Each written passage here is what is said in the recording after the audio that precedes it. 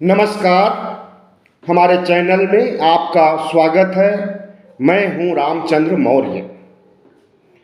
साथियों, अगर आप पहली बार हमारे चैनल को देख रहे हैं तो इसे सब्सक्राइब जरूर कर लीजिए। इससे हमें बड़ी ताकत मिलेगी। बाबा साहब डॉक्टर भीमराव अंबेडकर अक्सर कहा करते थे, अगर भारत भविष्य में हिंदू राज्य, हिंदू स्टेट बना तो यह ओबीसी, एससी, एसटी के लिए बहुत बड़ा दुर्भाग्य होगा। और आरएसएस का जन्म उसके पहले 1925 में हो चुका था, जब बाबा साहब ने यह व्यथा व्यक्त की थी। उससे पहले आरएसएस ने हिंदू राष्ट्र बनाने की नीयत से आरएसएस का गठन किया था हेडगेवार ने। आरएसएस के 100 साल पूरे हो रहे हैं अगले साल 2025 में, दशहरा के दिन। आज यह प्रश्न पूछा जा रहा है कि भारत हिंदू राष्ट्र बन चुका है या बनने वाला है। क्या संविधान हटाने, मनुस्मृति लागू होने के बाद भारत हिंदू राष्ट्र बनेगा या फिर हिंदू राष्ट्र बन चुका है? हम तो यही कहेंगे कि भारत हिंदू राष्ट्र बन चुका है। जनवरी 2024, 22 जनवरी 2024, जिस दिन राम मंदिर का शिलान्यास नहीं, उद्घाटन हुआ था, प्राण प्रतिष्ठा हुई थी, उसी दिन से कहा जा रहा है कि भारत हिंदू राष्ट्र बन चुका है। बहुत से लोगों ने कहा, लेकिन अब जो देखने में आ रहा है उससे निश्चित रूप से कहा जा सकता है कि भारत हिंदू राष्ट्र बन चुका है। अभी तक भारत एक धर्मनिरपेक्ष गणतंत्रात्मक राष्ट्र था, लेकिन अब भारत लिखित रूप से तो नहीं, लेकिन अलिखित रूप से, मौखिक रूप से भारत हिंदू राष्ट्र बन चुका है। जब इस देश की बड़ी बड़ी अदालतें ईश्वर की मर्जी से फैसला सुनाएं, ईश्वर की मर्जी से न्याय करें और उनके फैसलों में हिंदुत्व की झलक हो, अंधश्रद्धा और भक्ति की झलक हो, और वह सिर्फ हिंदू धर्म की झलक हो, तो क्या नहीं माना जा सकता है कि भारत हिंदू राष्ट्र बन चुका है? पूर्व सीजीआई, पूर्व चीफ जस्टिस डीवाई चंद्रचूड़ ने स्वतः स्वीकार किया पुणे में, अपने गांव में कुछ समय पहले, कि उन्होंने ईश्वर की मर्जी से फैसला दिया है। अयोध्या में बाबरी मस्जिद ढहाए जाने के बाद जब मुकदमा चल रहा था, वहाँ पर की ज़मीन पर अपना कब्जा हिंदू पक्ष जमाना चाहता था और मुस्लिम पक्ष जमाना चाहता था।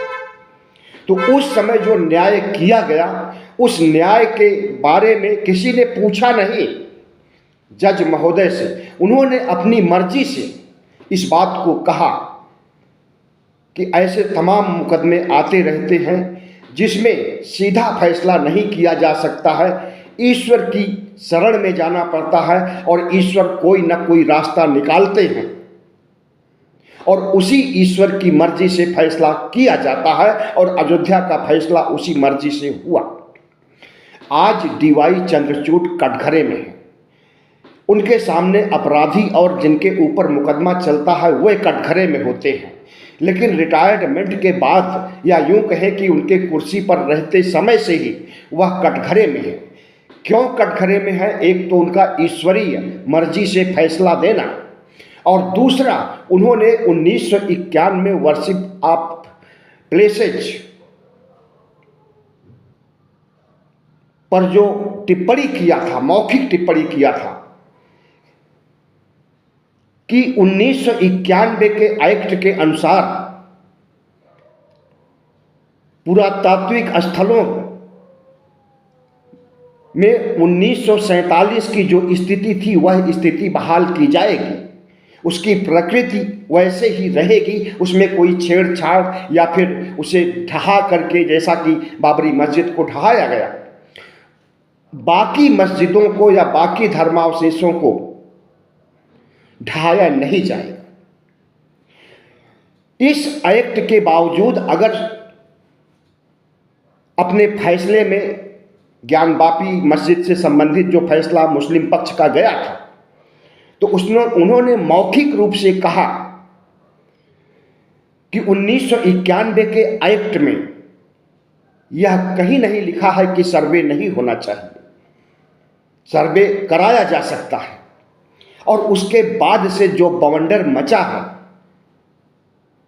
ज्ञानवापी, मथुरा में ईदगाही मस्जिद का सर्वे, और अब दर्जन भर से ज़्यादा, और आए दिन हर मस्जिद के नीचे शिवालय, मंदिर तलाशे जा रहे हैं, शिवलिंग तलाशे जा रहे हैं।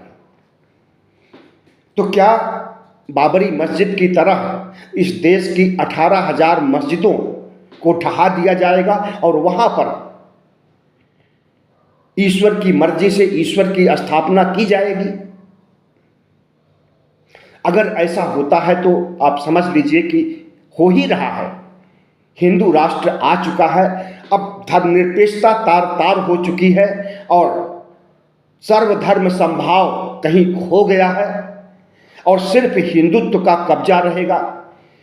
मुसलमानों के पुरावशेषों को, उनके मस्जिदों को, उनके पूजा स्थलों को चुन चुन करके ढहाया जाएगा और वहां मंदिर बनाया जाएगा। और बनाने की प्रक्रिया शुरू हो गई है राम मंदिर से। राम मंदिर, कृष्ण मंदिर, हरिहर मंदिर, तमाम ऐसे मंदिर बनने की भूमिका तैयार हो रही है। और जहां तक 1991 के प्लेसेज ऑफ वर्शिप एक्ट की बात है, उसकी समीक्षा करना सुप्रीम कोर्ट का काम है और सुप्रीम कोर्ट समीक्षा करके किसी भी समय उस एक्ट को ध्वस्त कर सकता है। इतना सुप्रीम कोर्ट को अधिकार दिया है संविधान ने। और उस संविधान के अधिकार का दुरुपयोग अगर इस हिंदूवादी युग में हो जाए तो कोई आश्चर्य नहीं है। और अगर ऐसा होता है, 1991 के एक्ट को ध्वस्त किया जाता है, तब शर्तिया समझ लीजिए कि इस देश में एक भी पूजा स्थल मुसलमानों का नहीं रह पाएगा, एक भी दरगाह नहीं रह पाएगी। अजमेर ख्वाजा मोइनुद्दीन का चिश्ती की दरगाह, सारी दुनिया के लोग वहां आते हैं। भारत के जितने भी मुख्यमंत्री, प्रधानमंत्री हुए हैं, सारे के सारे वहां जाकर के चादर चढ़ा चुके हैं। भारतीय जनता पार्टी के नेता लाल कृष्ण आडवाणी, अटल बिहारी वाजपेयी और आज के प्रधानमंत्री जो ईश्वर के अवतार हैं नरेंद्र मोदी, इन्होंने भी चादर चढ़ाई है। हर राज्यों के मुख्यमंत्री वहां चादर चढ़ाते हैं, लेकिन वहां पर भी दरगाह के नीचे शिव मंदिर की तलाश की जा रही है और उसके लिए लोअर कोर्ट ने आदेश भी दे दिया, सर्वे चल रहा है। सिर्फ वही नहीं, संभल में, बदायूं में, मध्य प्रदेश में कौन सा ऐसा राज्य नहीं है जहां पर तमाम मस्जिदों को चिन्हित नहीं किया गया। और अगर सर्वे हो रहा है तो निश्चित रूप से जो रास्ते का कांटा बन रहा है 1991 का एक्ट, उसे हटा दिया जाएगा, क्योंकि अब न्यायालय पर भी भगवा गैंग का झंडा फहरा रहा है। आप देखिए ना, कई ऐसे जज निकल चुके हैं जो कि रिटायरमेंट नहीं है, इस्तीफा देकर के चुनाव लड़ रहे हैं भारतीय जनता पार्टी से। कोलकाता हाई कोर्ट का देख लीजिए उदाहरण। और जो भी जज सुप्रीम कोर्ट में प्रैक्टिस कर रहे हैं, उन्हें यह कहने में गुरेज नहीं होती कि वह आरएसएस के सदस्य हैं, प्रचारक हैं, स्वयंसेवक। आरएसएस का स्वयंसेवक बनने और कहने में उन्हें गर्व होता है। एक ऐसा संगठन आरएसएस जिसके बारे में कि दुनिया के देशों में आतंकी संगठन कहा जाता है। कांग्रेस पार्टी भी आतंकी संगठन मानती है आरएसएस को, और आरएसएस जो कि अस्त्र शस्त्र की पूजा से लेकर के सारे अस्त्र शस्त्र की ट्रेनिंग और एक अर्धसैनिक बल उसके पास है, और आए दिन दहाड़ता है कि हमारे अर्धसैनिक बल को इजाजत दीजिए तो हम पाकिस्तान से लड़ जाएंगे, चीन से लड़ जाएंगे, दुनिया भर की डींगे हाँकता है। और उसके लगभग 60,000 शाखाओं में हर रोज ट्रेनिंग दी जाती है अस्त्र शस्त्र चलाने की। इस देश में जितने भी दंगे फसाद हुए हैं उसमें कहीं न कहीं आरएसएस का हाथ सना हुआ है खून से। और अभी भी जो मस्जिद के नीचे मंदिर की तलाश की जा रही है, आरएसएस के लोग ही हैं जो कि किसी न किसी रूप में जुड़े हुए हैं। आए दिन धर्म संसद आयोजित होती है और मुसलमानों को काट डालने, मार डालने, इस देश से निकाल बाहर कर देने, कानून तक बना दिया गया है। CAA NRC का जिक्र कर रहा हूं मैं कि इस देश के मुसलमानों को मुस्लिम देशों में भेजा जाए, पाकिस्तान, बांग्लादेश, अफगानिस्तान, सऊदी, कहीं भी भेज दिया जाएगा यहाँ के मुसलमानों को, और वहाँ के हिंदुओं को बुलाया जाएगा। कानून बन गया, कानून लागू भी हुआ, कानून का विरोध भी हुआ, लेकिन कुछ भी ताजुब नहीं होगा अगर फिर से CAA NRC को लागू कर दिया जाए और उनके मस्जिद गिरा करके, उनके पूजा स्थलों को ढहा करके वहाँ पर मंदिर बनाने की प्रक्रिया शुरू हो जाए और मुसलमानों का देश निकाला हो जाए CAA NRC के आधार पर, और यह देश सिर्फ हिंदुओं का। हम समझते हैं कि सिर्फ मुस्लिम ही नहीं, जितने भी दूसरे धर्म के लोग हैं, वो चाहे बौद्ध हो, चाहे जैन हो, ईसाई हो, पादरी हो, कोई भी हो, सिख हो, किसी का धर्म सुरक्षित रहने वाला नहीं है। बौद्ध धर्म पर आक्रमण इन्होंने बहुत पहले किया। जितने भी आज बड़े मंदिर हैं, वो चाहे तिरुपति का मंदिर हो, वो चाहे कामाख्या, जितने भी मंदिर हैं, केदारनाथ, बद्रीनाथ, सब के नीचे बौद्ध मठ के अवशेष हैं। और ये जो बाबरी मस्जिद ढहाई गई और वहां पर खुदाई की गई, तो वहां पर भी बौद्ध अवशेष मिले हैं, बुद्ध की मूर्तियां मिली हैं। कुछ मूर्तियां रौंद दी गई JCB से, मिट्टी में मिला दी गई, और कुछ अभी अवशेष है जो कि संग्रहालय में सुरक्षित है। अगर जिस तर्ज पर हिंदू संप्रदाय के लोग मस्जिद के नीचे मंदिर की तलाश कर रहे हैं, उसी तर्ज पर बौद्ध लोग, जैन लोग हिंदू मंदिरों के नीचे तलाश करना चाहें तो अवशेष मिलेगा। और मंदिर के नीचे खुदाई करने, सर्वे करने की तो बात दूर, खुलेआम बौद्ध धर्म के, तथागत बुद्ध के मूर्तियों को कहीं ब्रह्मा की मूर्ति बना दिया गया है, तो कहीं कार्तिकेय की, कहीं किसी देवता की, किसी देवी की मूर्ति बना दी गई है और उनकी पूजा की जा रही है। इसी तरह से जैन तीर्थंकर जितने भी रह चुके हैं, महावीर स्वामी तक, इनके मंदिरों को गिरा करके हिंदू मंदिर बना दिया गया है। अगर बौद्ध और जैन धर्म के लोग इनकी तरह मंदिर के नीचे बौद्ध और जैन अवशेषों की तलाश को साबित कर दें, तो क्या इनके हिंदू मंदिरों को गिरा दिया जाएगा और उन्हें हिंदू और बौद्ध को सौंप दिया जाएगा? कतई नहीं होगा, क्योंकि हिंदू राज है, हिंदू राष्ट्र बन चुका है। अभी तक भारत में जो प्रधानमंत्री बनता था, अभी भी जो बने हैं चुनाव जीत करके आए हैं, लेकिन चुनाव जीत करके 2024 का आने के बाद भले ही लंगड़ी सरकार बनी है या यूं कहें बैसाखियों वाली सरकार बनी है, प्रधानमंत्री नरेंद्र मोदी ने खुद घोषित किया है कि वह नॉन बायोलॉजिकल है। ईश्वर ने उन्हें भेजा है राज करने के लिए, तो वो प्रजातंत्र और संविधान के द्वारा नियुक्त किए गए प्रधानमंत्री नहीं हैं।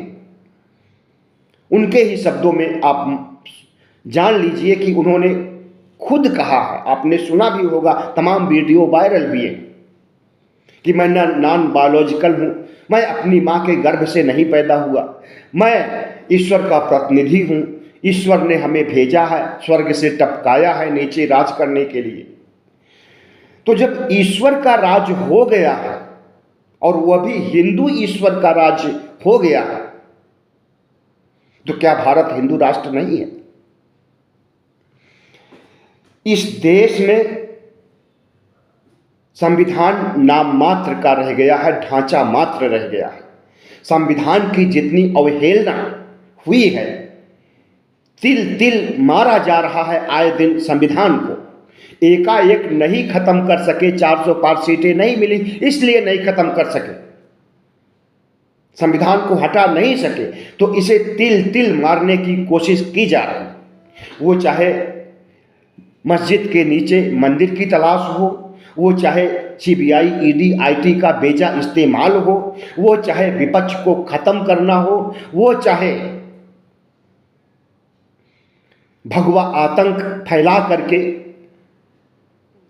हिंदू धर्म के इतर जितने धर्मावलंबी हैं उन्हें खत्म करने या विपक्ष को खत्म करने की साजिश हो। हर जगह चोट अगर पड़ रही है तो संविधान और लोकतंत्र पर ही चोट पड़ रही है। प्रधानमंत्री नरेंद्र मोदी ने अकेले ही नहीं कहा कि हम नॉन बायोलॉजिकल हैं और ईश्वर के प्रतिनिधि के रूप में राज कर रहे हैं और सैकड़ों साल तक राज करेंगे, सैकड़ों साल तक, 50 साल तक राज करने की बात तो अमित शाह ने कही है कि नरेंद्र मोदी 50 साल तक राज करेंगे और विपक्ष की जरूरत नहीं है। तो क्या यह असंवैधानिक बयान नहीं है जो कि खुद एक गृह मंत्री दे रहा? भारतीय जनता पार्टी का अध्यक्ष जेपी नड्डा बिहार गया था, उसने भी कहा कि अब विपक्ष की जरूरत नहीं है। संविधान ने विपक्ष की व्यवस्था की है ताकि सत्ता पक्ष पर नकेल लगा सके, लगाम लगा सके, उसकी अराजकता पर, उसके तानाशाही रवैये पर, उसके अत्याचार और कदाचार पर रोक लगा सके। इसके लिए संविधान ने व्यवस्था की है विपक्ष की, और उसी विपक्ष को खत्म करने, विपक्ष विहीन करने की बात खुल्लम खुल्ला कही जा रही है और विपक्ष को खत्म करने की कोशिश भी की जा रही है। साम दाम दंड भेद से चुनाव जीते जा रहे हैं, चुनाव आयोग को कठपुतली बना दिया गया है, जैसा मर्जी हो वैसा परिणाम ले लीजिए चुनाव आयोग से। और चुनाव आयोग की स्थापना किसने किया? इसी संविधान ने चुनाव आयोग की व्यवस्था की, और उस चुनाव आयोग पर डाका डाला जा रहा है वोट पर। महाराष्ट्र का अभी जो घटनाक्रम हुआ, जैसा रिजल्ट आया और जिस तरह से प्रतिक्रिया हो रही है महाराष्ट्र के गांव-गांव में, महाराष्ट्र के एक गांव में तो कल वोटिंग हुई है बैलेट से। वहां के लोगों ने मांग किया स्थानीय प्रशासन से कि यहां पर निष्पक्ष चुनाव नहीं हुआ है, फिर से चुनाव कराइए बैलेट से। प्रशासन ने नहीं माना, कलेक्टर ने नहीं माना, तहसीलदार के पास पहले गए, एसडीएम के पास, फिर कलेक्टर से मिले, लेकिन किसी ने नहीं माना। बोले चुनावी प्रक्रिया खत्म हो चुकी है, चुनाव समाप्त हो चुके हैं, अब कोई चुनाव होने वाला नहीं है। तो गांव के लोगों ने कहा कि हम बैलेट से अपने आप चुनाव डालेंगे, और कई कमेटी बनाई गई और कई गांवों में चुनाव हुआ। चुनाव हो चुका है, कल यानी 3 दिसंबर को वोटों की गणना की जाएगी। तो क्या यह मोदी सरकार के ऊपर और चुनाव आयोग के ऊपर गांव के लोगों का तमाचा नहीं है? उस चुनाव का कोई महत्व नहीं होगा, लेकिन बहुत बड़ा महत्व है। जो कल गणना की जाएगी 3 दिसंबर को, और उसे जिताया जाएगा जो हारा है, तो वो विधायक नहीं बन पाएगा, एमएलए नहीं बन पाएगा, लेकिन सुप्रीम कोर्ट के गाल पर तमाचा होगा कि जो न्याय नहीं करता है और कहता है कि ईवीएम का रोना रोते हो जब हार जाते हो और जीत जाते हो तो रोना नहीं रोते हो। ऐसा अभी 25 नवंबर को सुप्रीम कोर्ट की ये टिप्पणी थी। तो सुप्रीम कोर्ट भी पूरी व्यवस्था में भंग पड़ गई है। प्रजातंत्र के 4 स्तंभ हैं और चारों स्तंभ जर्जर हो चुके हैं, यह कहने में कोई अतिशयोक्ति नहीं होगी। और न्यायपालिका जर्जर होना भारत राष्ट्र के लिए बहुत बड़ा दुर्भाग्य है। आज ऐसी स्थिति हो गई है कि जज ईश्वर की मर्जी से न्याय कर रहे हैं, विपक्ष को खत्म किया जा रहा है, साझा संस्कृति को रौंदा जा रहा है, हिंदुओं के अलावा बाकी धर्मावलंबियों को खत्म करने, उनके धार्मिक स्थल को नष्ट करने, उसके नीचे शिवालय ढूंढने, शिव मंदिर ढूंढने की प्रक्रिया चल रही है। खून खराबा हो रहा है। संभल में 5 लोग मारे गए, मुस्लिम थे, घायल भी हुए कई लोग, पुलिस भी घायल हुई। तो हमारा देश एक अंधेरी गुफा की ओर जा रहा है, जहां से लौटने का कोई रास्ता नहीं है, सिर्फ अंधेरी गुफा में जाने का रास्ता है। ऐसा सब क्यों हो रहा है? दरअसल कांग्रेस पार्टी जो काम कभी नहीं की थी, वह काम करने के लिए शपथ लिया। ओबीसी, एससी, एसटी को न्याय दिलाने के लिए, खास करके ओबीसी को न्याय दिलाने के लिए, उनकी जनगणना कराने के लिए, उनका हक अधिकार दिलाने के लिए कोशिशें किया और कर रहा है और करेगा। अब भारतीय जनता पार्टी को, आरएसएस को लग रहा है कि अगर ओबीसी एक मुश्त कांग्रेस के पक्ष में आ जाएंगे तो भारतीय जनता पार्टी की राजनीति खत्म हो जाएगी। तो अपने अस्तित्व को बचाने के लिए वह हिंदुत्व के मुद्दे को, हिंदू मुस्लिम ध्रुवीकरण 80-20 का खेला करने के लिए यह सब उपद्रव किया जा रहा है। हर मस्जिद के नीचे शिवालय, मंदिर, शिवलिंग तलाशा जा रहा है और इसकी इंतहा कहां तक पहुंचेगी कुछ नहीं कहा जा सकता है। हम तो समझते हैं या सोचते हैं कि ऐसा न हो कि इस हद तक यह वैमनस्यता बढ़ जाए कि गृह युद्ध छिड़ जाए। मुश्किल नहीं है। जिस रास्ते पर भारतीय जनता पार्टी और आरएसएस चल रहा, मुमकिन है कि गृह युद्ध शुरू हो जाए कुछ समय बाद, क्योंकि भारत हिंदू राष्ट्र बन चुका है। हिंदुओं का बोलबाला होगा, बाकी धर्मावलंबियों का बोलबाला नहीं हो। आज कानून बनाया गया है सीएए, एनआरसी, मुसलमानों को बाहर करने के लिए, दूसरे देश में भेजने के लिए। कल कानून बन सकता है या इसी कानून से बौद्धों को, जैनों को, ईसाइयों को उनके देश भेजने के लिए फरमान जारी कर दिया जाए। क्योंकि अब नरेंद्र मोदी का नहीं, बल्कि नरेंद्र मोदी की आत्मा में जो ईश्वर समाया हुआ है वह राज कर रहा है। और जब ईश्वर राज करेगा किसी धर्म का, जिसकी पूजा की जाती है, वो राज करेगा, तो क्या वो बाकी धर्मों को रहने देगा? आज जो कुछ हो रहा है इसके दुष्परिणाम के लिए कल्पना नहीं की जा सकती है। और जिस रूप में संविधान को तिल तिल खत्म किया जा रहा है और मनुस्मृति का महिमा मंडन हो रहा है, तमाम चैनलों पर देखिए तो डिबेट हो रहा है कि मनुस्मृति तो हजारों साल से हमारे देश में उसी के हिसाब से राज हुआ है, तो अब क्यों नहीं होना चाहिए? मतलब संविधान का जो स्वरूप, जो ढांचा बचा हुआ है जर्जर अवस्था में, उसको भी खत्म करने और मनुस्मृति को स्थापित करने संविधान की जगह, उसके लिए भूमिका बनाई जा रही है। और ज़्यादा दिन नहीं, हमें तो लगता है कि 2025 तक जैसे ही आरएसएस का 100 साल पूरा होगा, भारत को हिंदू राष्ट्र घोषित कर दिया जाएगा। अभी अघोषित हिंदू राष्ट्र है।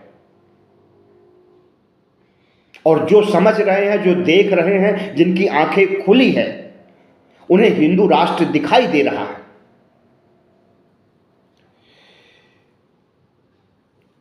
इस देश का दुर्भाग्य है कि आरएसएस का शासन 2014 से शुरू हुआ और इसका अंत अब होने वाला नहीं है। नरेंद्र मोदी ने नए संसद भवन में कुछ समय पहले जब संसद भवन में प्रवेश किया था, सिंगोल स्थापित किया है वहाँ पर तमिलनाडु से मंगा करके। आप जानते हैं वो सिंगोल क्या है? वह राजतंत्र का प्रतीक है। जब एक राजा दूसरे राजा को, अपने उत्तराधिकारी को राजपाट सौंपता था, तब सिंगोल भेंट करता है और आज उसकी प्रतिष्ठा हो रही है। संसद भवन में नरेंद्र मोदी ने सिंगोल को लेकर के पूरे संसद भवन का चक्कर लगाया था और उसे एक जगह रख करके स्थापित करके साष्टांग उसके सामने पड़ गए थे। तो जब एक प्रधानमंत्री संविधान को रौंदते हुए सिंगोल की पूजा कर रहा है, सिंगोल का महिमा मंडल कर रहा है, तो समझ लीजिए सिंगोल का नहीं बल्कि वह राजतंत्र का महिमा मंडन कर रहा है। और वही राजतंत्र अब आने वाला है, क्योंकि भारत हिंदू राष्ट्र बन चुका है और हिंदू राष्ट्र में किसी प्रजातंत्र का कोई स्थान नहीं है, किसी संविधान का कोई अधिकार नहीं है।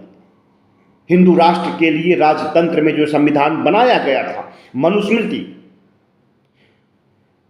उसे लागू किया जाएगा और ज़्यादा समय नहीं, 2025 तक विजयदशमी जो पड़ेगी अगले साल 2025 में, तब तक भारत को हिंदू राष्ट्र घोषित करने की जरूरत की जाएगी और इसके लिए तमाम शपथें खाई गई हैं हिंदू राष्ट्र बनाने के लिए। लेकिन जिस दिन राम मंदिर बना, प्राण प्रतिष्ठा हुई, पूरा देश भगवामय हुआ, उसी दिन से हिंदू राष्ट्र की शुरुआत हो गई है और इसकी इंतहा कहां तक होगी, कितनी काटने बांटने की बातें होंगी और कितना बांटा और काटा जाएगा, यह सब कुछ सामने आएगा। बांटने और काटने की बात तो आज प्रतिष्ठा का विषय बन गया है, जिसे हेट स्पीच मान करके इस पर रोक लगाया जाना चाहिए। जिस शब्द पर, जिस नारे पर आज वह आदर्श बन गया है भारतीय जनता पार्टी के लिए और बड़े गर्व से भारतीय जनता पार्टी के लोग, खुद प्रधानमंत्री नरेंद्र मोदी, आरएसएस प्रमुख मोहन भागवत काटने बांटने की बात कर रहे हैं, मुख्यमंत्री तमाम कर रहे हैं, जिसमें योगी आदित्यनाथ की जहरीली भाषा तो आप जानते ही हैं। तो ये जो कुछ कह रहे हैं बांटने, काटने, मार डालने की बात, उसकी शुरुआत हो चुकी है। मस्जिद के नीचे मंदिर की तलाश करते हुए, और अब यह शुरुआत कहां तक जाएगी। उनके साथ सुप्रीम कोर्ट भी खड़ा है, उनके साथ संसद भी है, उनके साथ उनकी बैसाखियां भी हैं। आगे क्या होने वाला है कुछ स्पष्ट नहीं है, सब कुछ धुंध में अभी छिपा हुआ है, लेकिन धुंध जल्द हटने वाली है और इस देश को पता चल जाएगा कि देश ने क्या पाया और क्या खोया। बहुत बहुत धन्यवाद। अच्छा लगा हो वीडियो तो चैनल को सब्सक्राइब जरूर कीजिएगा।